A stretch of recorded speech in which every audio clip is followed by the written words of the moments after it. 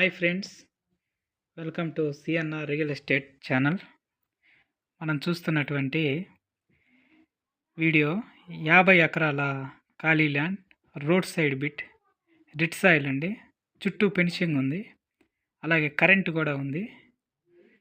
ఈ ల్యాండ్ ఎక్కడ అని చూస్తే ప్రకాశం జిల్లా పామూరు దగ్గర నుండి సుమారు 16 కిలోమీటర్ల డిస్టెన్స్లో ఉంది.